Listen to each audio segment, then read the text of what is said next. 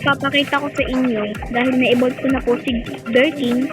Okay, Berking unlock na yung pangalan niya ngayon. So, papakita ko sa inyo kung ano ang max damage niya and ang panibagong skill niya. Okay, so magsisimula tayo sa ulit. Ayan.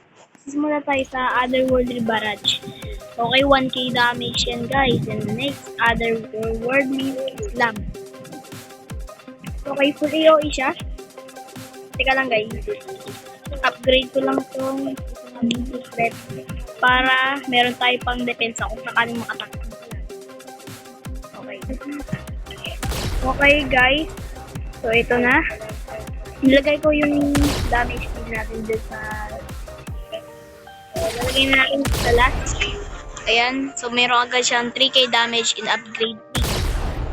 So upgrade 4,000 damage and 4.5 SPA and 18.6 range.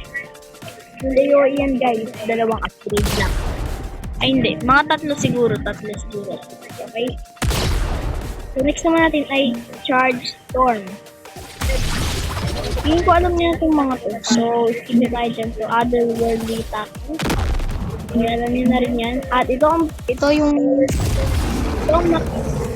max upgrade ng unit nyo, number 2 nyo kapag hindi pa evolve. Ang Otherworldly full AOE, then mataas yung range and yung SPA mababa. So, maganda to guys si Berking dahil bleed unit siya. So, walang sapat yung mga nagre-regen dito.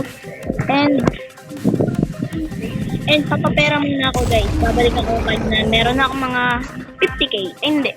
30k lang kasi ito ma-upgrade eh. So, mga 12k lang.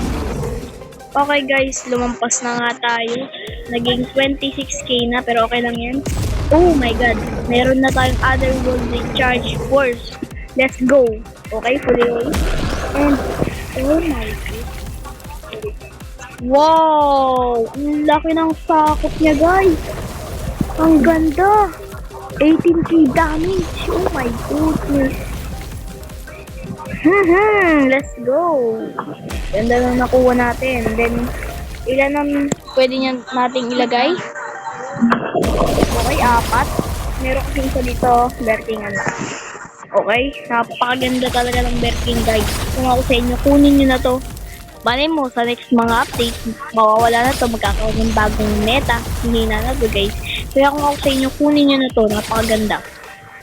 Okay, so ang next naman natin ay si The Demon Overlord. Okay guys, dahil evolve ko na to, magtataka kayo kung bakit iba yung damage, iba yung mga skill. Okay, so una niyang skill ay Blood 2. Total damage siya is 4k, pero alam ko 2k lang total damage siya pag hindi pa evolve.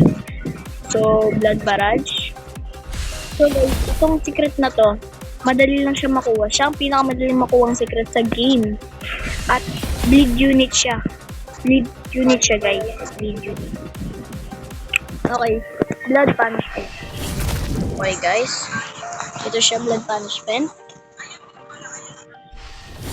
Bleed. Ang ganda na itong bleed unit guys. The next, Blood Relief. Okay. Ito pa guys. Walang tapat sa kanya ang shield. Tignan nyo. Walang tapat. Tanggal yung mga shield. So, next naman yung skill ay Blood Boy. Tignan natin. So, masaktan damage niya. 20k yung damage niya. So, kapag hindi nyo pa i-bot to, ang max skill nyo lang ay Blood Ball. Wala pa kayong Red Moon. I-bot mo muna siya para kayo magkaroon ng Red Moon. Okay. So, punta natin dyan sa Red Moon na yan. Max damage na. Ito siya guys. Isisa mo siya ng malaking bilog. Basta na yung malaking bilog. Diyan. Ayun o. Isisa mo siya ng malaking bilog. Then, magpapaulan siya ng dugo na kaya nagkakaroon ng damage sa kalaban. So, meron akong Earth Spirit dyan. Kaya kung makikita nyo, nai-stun ang kalaban. Okay?